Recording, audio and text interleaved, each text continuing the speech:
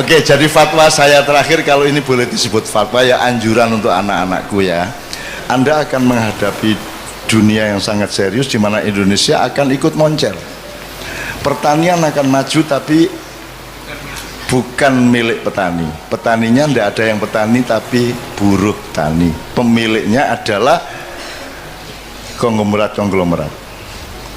Semua gedung yang tinggi hanya 1-5% yang bukan milik asing.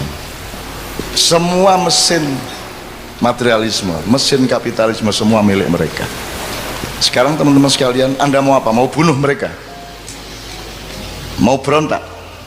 Kalau sekarang saya mengajak Anda memberontak, harap tahu dua hal. Satu, kalau kita sekarang melakukan perombakan besar-besaran ke Indonesia seperti 1998 ya, sekarang yang terjadi adalah perang horizontal.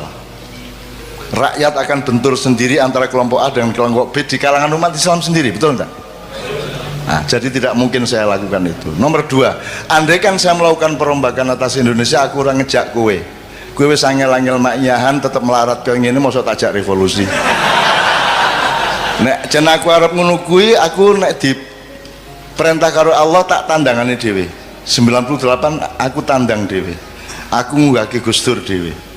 Dengan memastikan kemenangan Gus Dur karena dipilih oleh P3 dan Golkar, dan saya yang menempuh langsung ke Akbar Tanjung maupun ke Hamzah Has pada waktu itu, dan seterusnya. Bahkan saya juga evakuasi Gus Dur begitu dipecat oleh Pak Amin Rais, Pak Amin Rois, Gus Dur nyebutnya Rois, dan seterusnya lah. Artinya saya tidak melihat bahwa saya perlu membawa Anda untuk perjuangan dunia. Ngapa Indonesia tidak diurus nganggo wong akeh kaya ngono? Ngapa cukup aku nang Jakarta tak suntik gulune, tak untir set wis tadi. Kalau Allah mengizinkan, syukur Allah memerintahkan. Tapi kalau tidak, saya tidak akan lakukan apapun. Yang saya lakukan adalah menyampaikan cahaya Allah kepada anak-anakku yang semakin hari semakin banyak, yang umurnya antara 20 tahun sampai paling banyak, paling tinggi 40 tahun, yang akan menjadi pemimpin mulai 2025 ke atas. Gue engko dadi pemimpin kabeh. Ning pesenku, Anda berdaulat kepada diri Anda sendiri dulu. Anda usah ngurusin kedaulatan di luar dirimu. Wong kamu sendiri belum berdaulat. Berdaulat artinya apa? Kamu berdaulat terhadap imanmu. Kowe kudu ngerti ngopo kok beriman. Kalau kamu beriman berarti ya, kamu harus bisa menjalankan kehidupan yang membuatmu aman di hadapan Allah.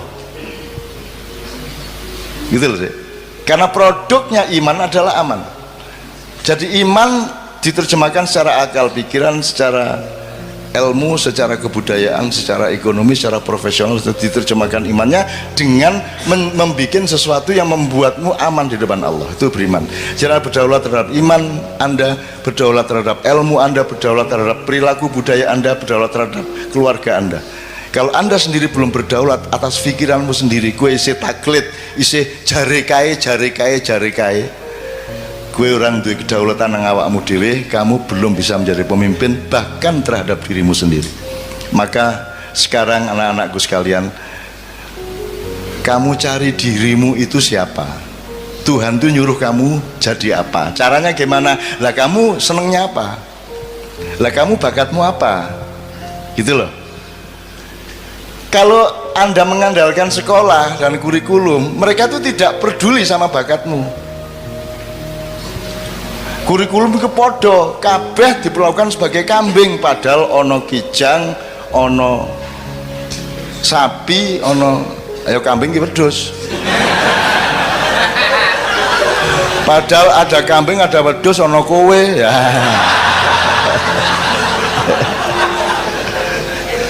Maksud saya, mencari dirimu sendiri itu maknanya jangan muluk-muluk. Kamu punya kecenderungan apa? Mulai dilihat sekarang kamu itu. Kamu, wah aku seneng ya karo kopi iki, tak dodolan aku tak gawe warkop wae. Wah aku seneng iki nandur-nandur, tak jajal, tak jadi cilik-cilikan dadi petani organik misalnya. Aku seneng ya anu IT iki. Ya, pokoknya terserah Anda itu kecenderungannya apa, itu namanya fadilah. Faddalallahu ba'dun ala ba'din. Temukan dirimu yang Allah konsep. Kalau di sekolahan kan sekolah tidak peduli sama Allah dulu kasih apa kepadamu, kan begitu. Maka kamu sendiri yang harus cari siapa dirimu, kecenderunganmu apa, bakatmu apa, dan carilah bahagia, karena bahagia itu hanya dengan Allah. Jadi kamu mosok kon dosen tapi ngersulo, aja ngersulo. Kamu temukan nikmatnya akhirat di dalam pekerjaanmu sebagai dosen, kan begitu. Kamu jangan ngersulo. Kowe ngojek neng karo grundel benasu ngojek aku, aduh.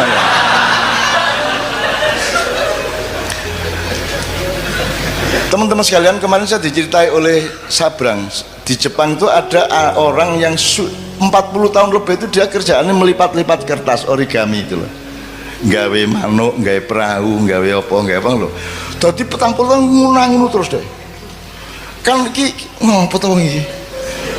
Bendino ngelipat kertas apa to gunane apa gitu ya. Anda tidak tahu itu thariqat, itu ketekunan.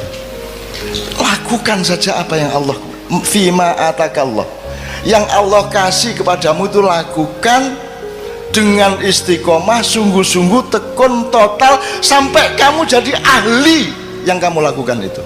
Nek kue dodolan soto, kue ahli soto. Nanti ketika Indonesia menjadi negara dunia ke-1, kamu adalah pakar, kamu direktur atas hidupmu sendiri. Kamu dibutuhkan oleh konglomerat, bahkan kamu akan jadi konglomerat. Dan tidak apa-apa menjadi konglomerat asal kamu temukan nikmatnya akhirat di dalam konglomerasi yang kamu jalani. Gitu loh, Dek. Temukan sekarang bakatmu apa. Saya ini tidak masuk rak buku di Gramedia. Bukuku ekonomi ra cocok, sosial ra cocok, budaya ra cocok, agama ra cocok, ora ono. Akhire kudu gawe lemari dhewe ya ra. Aku parpol ra cocok, ormas ra cocok, kiai ra cocok, kabeh ra cocok, akhirnya aku gawe kursi dhewe. Dan saya bersyukur karena saya sejak kecil menciptakan kursi saya sendiri. Nyun sewu ya, saya menyembunyikan nasab saya karena saya tidak mau dipuji orang hanya karena saya punya nasab. Sementara kebanyakan tokoh-tokoh Indonesia menikmati nasabnya. Lahir procot, iki wis putune mbah iki, ngono ta?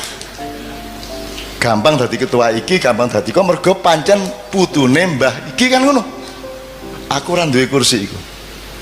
Dan seandainya ada, aku sembunyikan di belakang punggungku.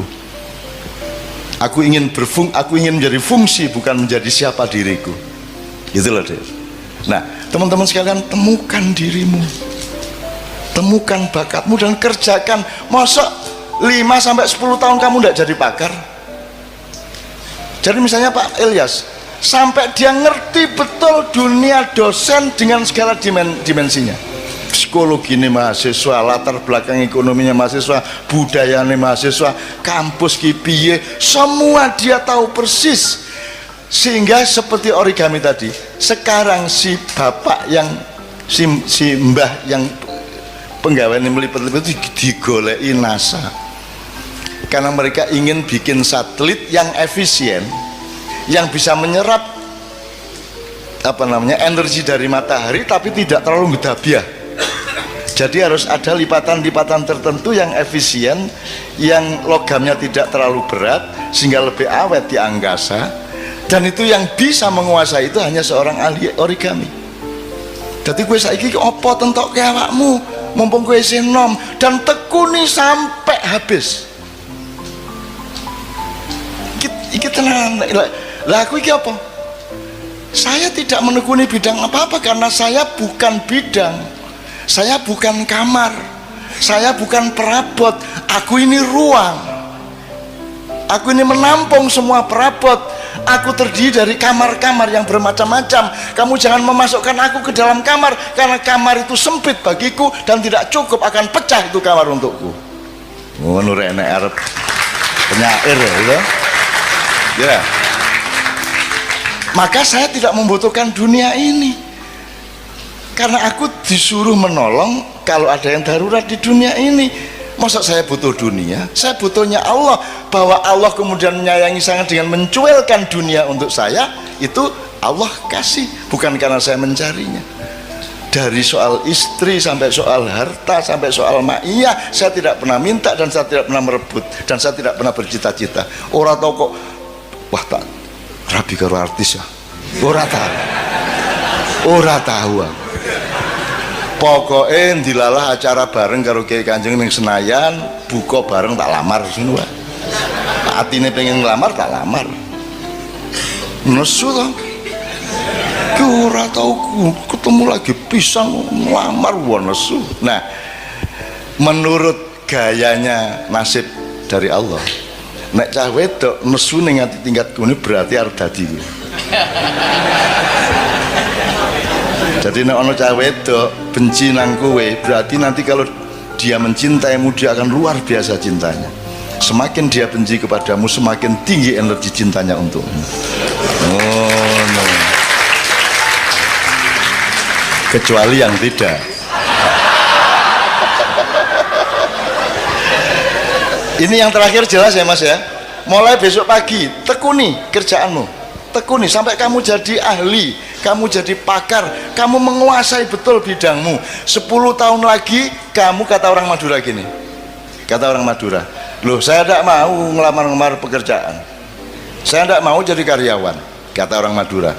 Meskipun saya cuma bikin beting itu beting, saya cuma punya pabrik beting, tapi saya direkturnya.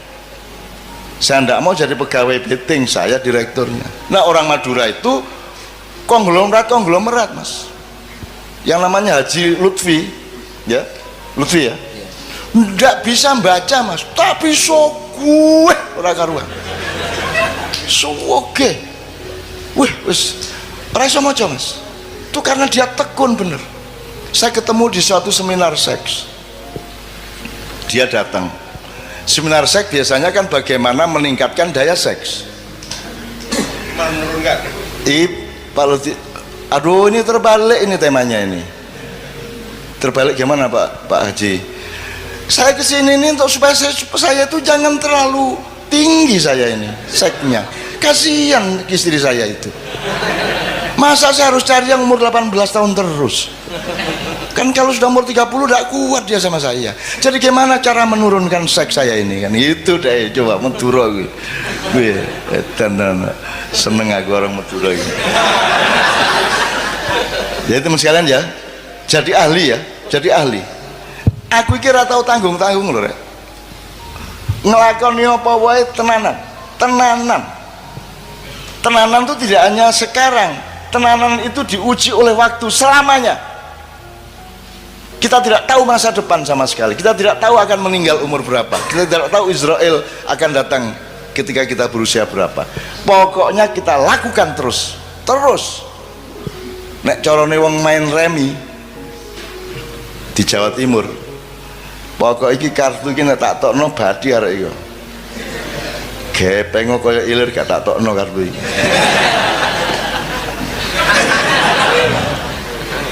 Nek saiki lak gampang kompromi to Mas. Gampang kompromi. Kemarin PDIP, terus mencalonkan diri PKB, terus mari ngono ganti meneh Nasdem, kan gitu.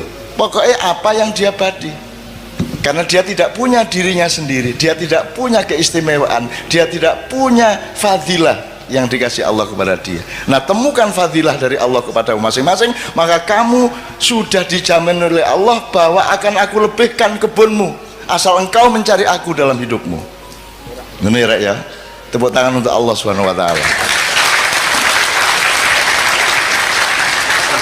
Sudah pernah ada kiai mengatakan tepuk tangan untuk Allah? Belum pernah ya? Kira-kira menurut fikih bagaimana itu? Allah tidak akan terpengaruh oleh tepuk tangan. Tepuk tangan tidak menentukan baik atau buruk, yang menentukan adalah niatmu apa. Anda bersyukur, ya toh? Tepuk tangan untuk bersyukur toh, seneng toh, yo top itu kan.